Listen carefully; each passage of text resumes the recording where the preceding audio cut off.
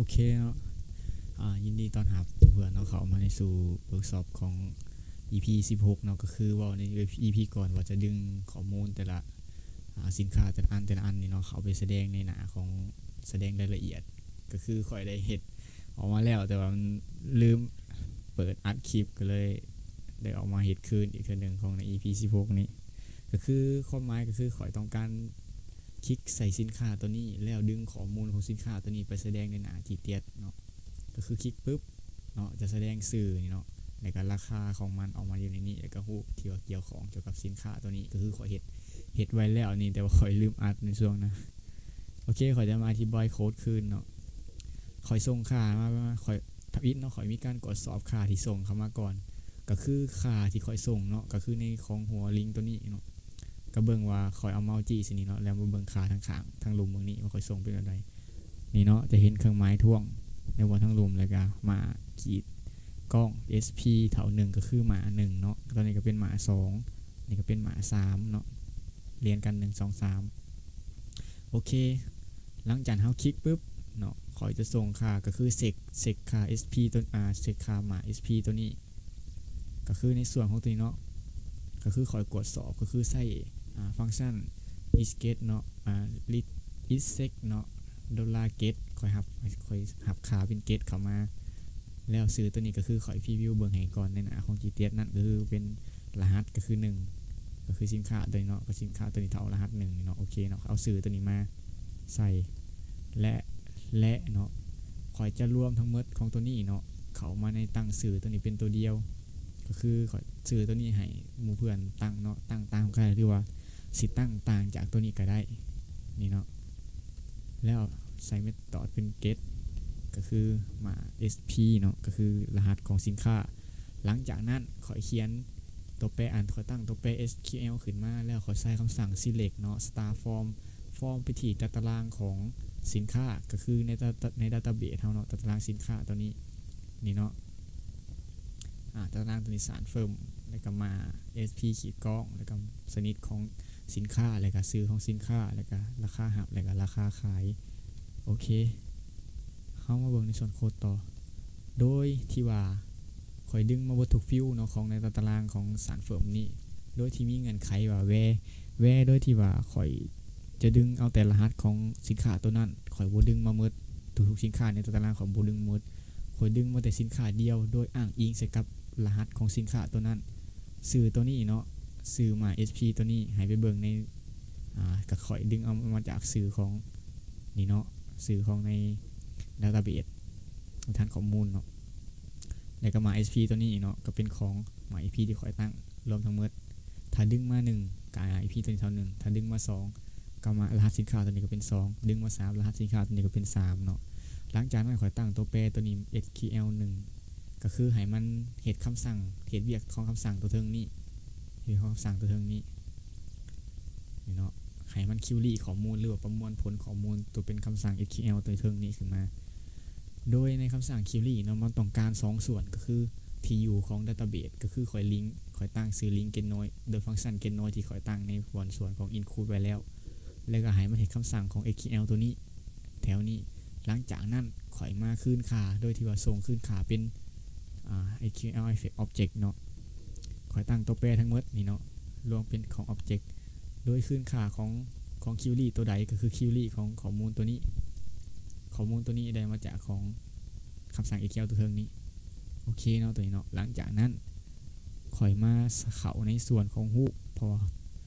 ข่อยดึงรูปมาถ้ามันรหัส1ก็ดึงรูปของรหัสส่วนตัวที่1มาแล้วก็ชื่อของสินค้าตัวที่1มาแล้วก็ราคาของสินค้าตัวที่1มาโอเคเนาะตัวนี้เนาะข่อยใส่แท็ก PHP เนาะปิดเปิดแล้วก็ echo เข้ามาแล้วก็ db ตัวแปร db1 ตัวนี้แม่นได้มาจากการตั้งชื่อของ db1 ตัวนี้โอเคเนาะข่อยคืนค่าแล้วตั้งชื่อตัวแปรตัวนี้โอเครูปเนาะรูปข่อยมาแสดงแล้วก็ชื่อแล้วก็ราคาเนาะก็คือหลังจากเฮามาพรีวิวเบิ่งเนาะว่ามันเกิดหยังขึ้นข่อยกลับไปหน้า index ปึ๊บอันนี้แม่นรหัสสินค้านี่แม่น1ก็คือเฮาเบิ่งจากข้างกล่องตัวนี้เนาะแม่น1มา SP1 คลิกปึ๊บมันก็แสดงสินค้าของรูปตัวนี้ขึ้นมาเลยก็ราคา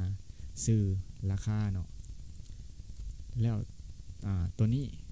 ก็แสดงรูปของตัวส่วนสินค้าที่เกี่ยวข้องแล้วก็ซื้อของมันทั้งหมดแล้วก็สินค้าส่วนรายละเอียดต่างๆเนาะ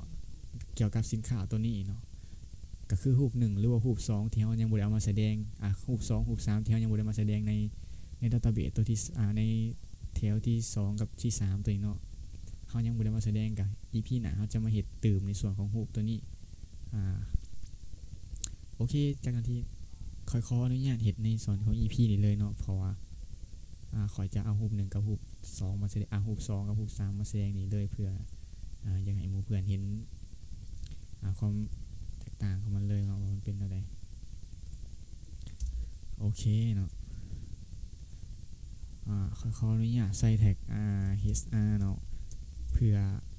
ให้มันยับในส่วนขอบเขตตัวนี้ลงอีกให้มันขันไว้นี่เนาะมันจะขันเส้นนี้ไว้แล้วเขาจะรูปที่1แล้วก็รูปที่2แล้วรูปที่3มาแสดงในหน้านี้โอเคขออนุญาตเปิดแท็ก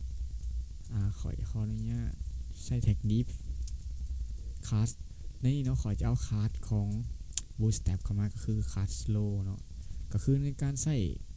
bootstrap พื้นฐานก็ให้หมู่เพื่อนเขาไปเบิ่งในของ EP 1 EP 2เนาะขอจะสอนเกี่ยวกับของ bootstrap ว่าไว้ในนั้นให้เป็นนำเบิ่งคืนและหลังจากจบคลิปนี้เนาะขอจะ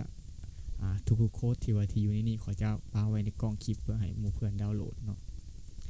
เขาจะใช้คอ MD เนาะ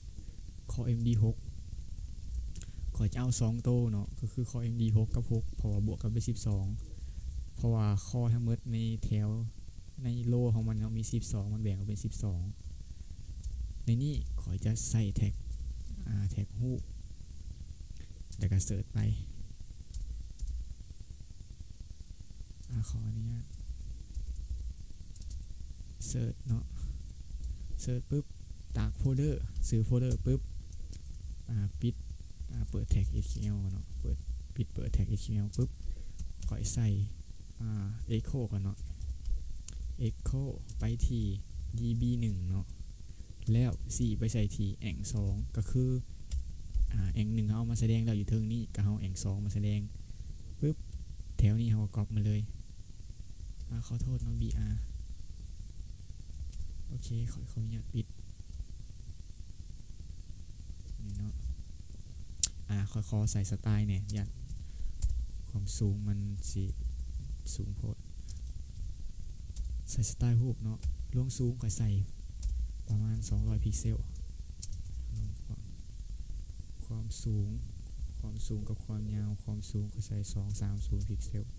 ก็คือ230พิกเซลขออนุญาตก๊อปเอาในโค้ดตัวส่วนเทิงนี้ลงมาโอเคแล้วขอยวางต่อในส่วนนี้เลยก็เพียงแต่ขอแก้ไขในส่วนแอ่ง2นี่เป็นแอ่ง3ขอโทษ S และกาในส่วนของตัวนี้เนาะขอจะใส่แท็ก P ธรรมดาแสดงเป็นวันเวลาเนาะก็คือปิดเปิดแท็ก PHP แล้วก็ echo ออกมาdb 1 c ไปที่เฮาเอาวันที่ออกมาคือวันที่ของเฮาก็คือมีไงเงียบโอเคไงเงียบเนาะไงเงียบก็คือวันที่ว่าเพิ่มข้อมูลเขาในดัตต้าเบสขออนุญาตพรีวิวเบิ่งเนาะว่ามันจะเกิดการerrorยังบ่นี่เนาะมันจะแสดงรูปของสินค้าแล้วก็วันที่นี่เข้ามาก็คือสินค้าตัวนี้ก็เส้นเดียวกันเนาะก็ของ iPhone ตัวนี้ก็เส้นเดียวกันเนาะมันจะแสดงรายละเอียดเลยก็วันที่ของการเงียบเลยก็เวลาแล้วก็ชนิดหมวดหมู่ต่างๆโอเคเนาะ EP นี่ก็ขอจบลงเท่านี้เนาะ EP 16เลยถ้าติดตามในส่วนของ EP 17ก็ผิดพลาดประการใดก็ขออภัยเนาะEP นี้ขอจบลงเท่านี้เนาะแล้วพบกันใหม่ใน EP หน้า